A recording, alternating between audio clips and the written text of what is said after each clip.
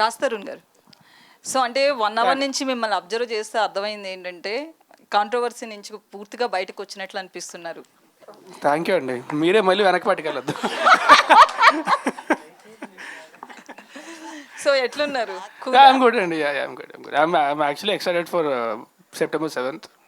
Cinema చాలా బాగా వచ్చింది. So I'm really excited. And like I told you guys before, నేను నా జీవితంలో one of biggest regrets was I'm not able to promote my last 2 films properly. So ఈసారి అది జరగదు ఖచ్చితంగా. ఐ విల్, ఎందుకంటే ఈ సినిమా కూడా చాలా మంచి సినిమా అండ్ అందరికీ చాలా నచ్చుతుంది. So I will be there for all the promotions. I will always be there. కానీ సో మీ డ్రెస్సింగ్ గురించి అయితే అడగాలనిపిస్తుంది. లాస్ట్ ప్రెస్ మీట్ లో కూడా ఇట్లే వచ్చారు. ఏదైనా మాల ఇది ఏంటి అసలు?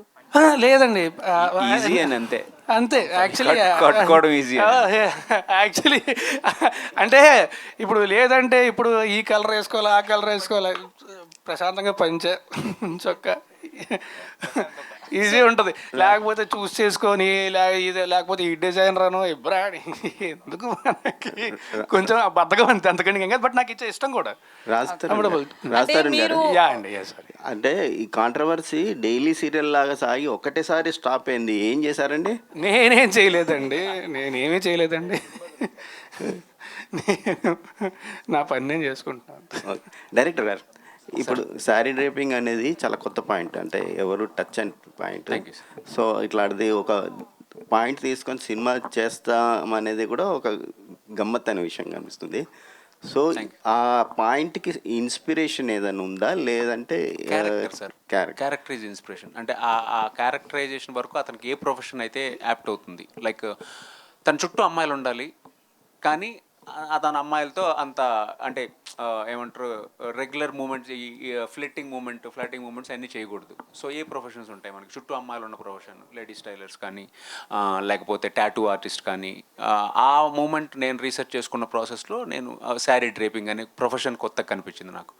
సో క్యారెక్టర్ వైజ్ నుంచి వచ్చిన ప్రొఫెషన్ సార్ అది. అంటే రాజ్ తరుణ్నే ఎందుకు ఆలోచించారు ఈ క్యారెక్టర్కి? ఇంకెవరికైనా చెప్పారా? ఎవరికి చెప్పలేదు sir, first and last choice. అంటే రాజ్ తరుణ్నే ఎందుకు చూస్ చేసుకున్నారు? భలే ఉంటాడు కదా సార్. రాజ్ తరుణ్ బాగా చెప్పాడు కదా. ఇది అంటే మామూలుగా ఒక 20 మంది విలన్లను కొట్టడం అదే చాలా ఈజీగా ఉంటుంది. రొమాన్స్ చేయడం, పాటలు పాడడం హీరోయిన్. సో ఒక 0.5 క్యారెక్టర్ బిహేవియర్ ఉన్న క్యారెక్టర్ని చేయడానికి ముందు ఏదన్నా వేరే యాక్టర్ల రెఫరెన్స్ ఏమన్నా తీసుకున్నారా? అంటే కాన్షియస్గా రెఫరెన్స్ అని తీసుకోలేదండి. బట్ సబ్ కాన్షియస్గా అయితే మనం ఇంతకుముందు చూసి ఉంటాయి కదా, అంతే తప్ప కాన్షియస్గా రిఫరెన్స్ అని తీసుకోలేదు. కానీ to be honest, I completely followed my director because like I told is an amazing actor. So ఆయన ప్రతి ఎక్స్ప్రెషన్ కూడా పెట్టి చూపించగలడు. ఆయన చేసిన దాంట్లో 50% చేసిన సరిపోద్ది. సో చాలా వరకు I followed him only. Manisha. So hi, myself Himamalini, welcome to Tollywood. చాలా బాగుంది స్క్రీన్ ప్రెజెన్స్. మీరు చూస్తుంటే కేజీఎఫ్ హీరోయిన్ శ్రీనిధి శెట్టిలా కనబడుతున్నారు. Is there any similarities? అంటే చూసిన తర్వాత ఎందులో అన్న యాక్ట్ చేశారా అని సెర్చ్ చేస్తే but you look very familiar to her. ఆమెకి మీ స్కిన్ టోన్, ఫేస్ కట్స్ అన్ని అలా మ్యాచ్ అయినట్టు అనిపించింది. నేను కూడా బెంగళూరు అమ్మాయి కదా, so I think it's because of that. But thank you so much for the compliment. No similarities ఏం లేదు. I think this is just original me. So ఈ స్టోరీ మీకు చెప్పినప్పుడు what was your first thought actually? What was your first reaction? Actually నాకు చాలా funny అనిపించింది and very different కదా, because I've never heard of Sari Draper as a character. But నా character చాలా bubbly ఉంది, లైక్ చాలా లైవ్లీగా ఉంది. So I was very happy with the character. And సాయిసో ఆల్సో నరేట్ చేసేటప్పుడు చాలా బాగా నరేట్ చేశారు. So it was like I could see the visuals. It was amazing. Telugu చాలా బాగా మాట్లాడుతున్నారు, 2 రోజుల్లో నేర్చేసుకున్నారు.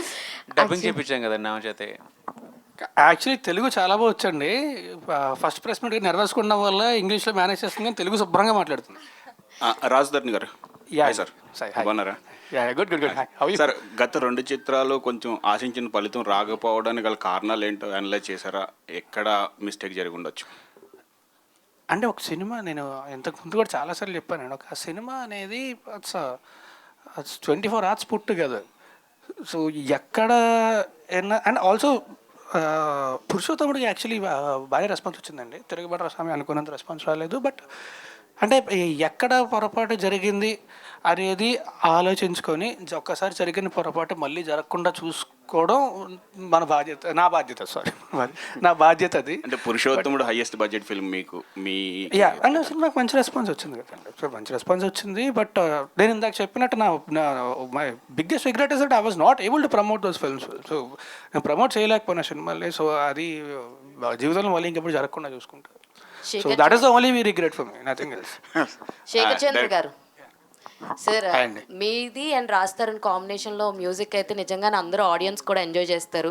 సినిమా చూపిస్తే మామ కానీ, పిల్లికల్ల పాప సాంగ్ కానీ మీరు చెప్పారు లైక్ ఒక సాంగ్ అన్నది వేరే మూవీలోకి వాడాల్సింది దాన్ని కొంచెం చేంజ్ చేసి పిల్లికల్ల పాప అన్న సాంగ్ యూజ్ చేసామన్నారు కదా.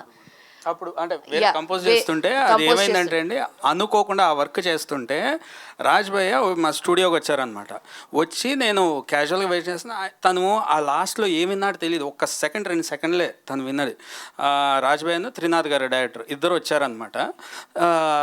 మేము మామూలు డిస్కషన్ హాయ్ త్రినాథ్ గారు అనుకుంటా ఉంటే తను ఎమ్మటే డార్లింగ్ మళ్ళీ సాంగ్ పెట్టేవా, మళ్ళీ ఒక్కసారి ఆ సాంగ్ పెట్టి, అది వేరే ఏదో వర్క్ చేస్తున్నాను అది కాదు ఒక్కసారి పెట్టాను.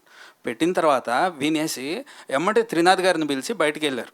బయట ఏంటబ్బా ఇద్దరు చాలాసేపు మాట్లాడుకుంటున్నారు ఏంటి, నాకు ఐడియా లేదు. ఇద్దరు కొద్దిసేపు మాట్లాడుకున్న తర్వాత ఈ సాంగ్ ఉంచుదామన్నారు. ఈ సాంగ్ ఉంచడం కాదు సార్, అది వేరే సినిమాది ఇదే అనుకుంటున్నాను, వాళ్ళకి అసలు వినిపించలేదు, వాళ్ళకి వాళ్ళ ఈవినింగ్ వినిపించాలి ఇది అన్న. కాదు లాక్ ఇది, సరే చూద్దాము ఒక్కసారి నాకు ఇస్తే కనుక ఊరికే వింటాను అనేసి ఆ వాట్సాప్లో తీసుకున్న తర్వాత ఆల్మోస్ట్ నాకు తెలిసి ఒక 100 సార్లు వినేసి ఓన్ చేసేసుకొని ఇంకా అది లాక్ చేసేసుకొని వేరే వాళ్ళకి నేను అది వేరే చెప్పి ఇంకొక వారం అడిగి వేరే సాంగ్ చేసి, సో అట్లా తను ఫైనల్గా వేరే సింగర్స్తో పాడించినా కూడా నేను అప్పుడు విన్నదే నేను అది 100 సార్లు వినేసానని. ఆడియో రిలీజ్ ముందు రోజు నేను బయటికి వెళ్ళి ఒక షర్ట్ కొనుక్కుందామని వెళ్తే ఆ సాంగ్ వేరే వాళ్ళతో వస్తుంది ఏంటి, అర్జెంట్కి ఇప్పుడు స్టూడియోకి వెళ్ళి అర్జెంట్గా పాడేసేయాలి, నీది సూపర్ ఉంది వాయిస్ అన్నది. వెళ్ళి మళ్ళీ పాడి నెక్స్ట్ రోజు అనమాట. అయితే ఇందాక అన్నారు కదా నాతోటే నెక్స్ట్ ప్రాజెక్ట్స్ ఉన్నాయి, పాటలు చూసుకొని చెయ్యి, దీనికి పెట్టొద్దని అన్నారు కదా. మరి ఈ సినిమాలో ఆడవాళ్ళకి ఆమడ దూరం దీనికే చేసిన సాంగ్ వేరే దానికి ఏదైనా చేసి దీనికే క్లారిటీగా ఉంది కదండి, చీరల బేరం అన్నాంగా. డైరెక్టర్ రాజ్ తరుణ్ గారు. శివ సార్ అయితే యాక్చువల్లీ రీసెంట్గా మీ మీద వచ్చింది ఏంటంటే టాక్ కంటిన్యూస్గా రాజ్ తరుణ్ నుంచి మూవీస్ వస్తున్నాయి కాబట్టి లావణ్య ఇష్యూ అనేది వచ్చింది అని చెప్పి నన్ను పర్సనల్గా, మీరు ఫిల్మ్లో ఉంటారుగా మీకు తెలుస్తుంది కాబట్టి అడుగుతున్నామని చెప్పి నన్ను అడగడం జరిగింది. దీని మీద ఒక క్లారిటీ కావాలని ఇద్దరు కాంట్రవర్సీ చేసి ఇలా చేశారా, లేకపోతే ప్రమోషన్స్లో భాగమా ఏంటి అసలు? అండి అలా ప్రమోషన్ ఎవరు చేయరు, కావాలని ఎవరు చేయరు. మీ ప్రశ్న నాకు జీర్ణించుకోవడానికి కొంచెం టైం పడుతుంది అనుకుంటా, బట్ అలాంటిది ఏం లేదండి. అదేం సంబంధం.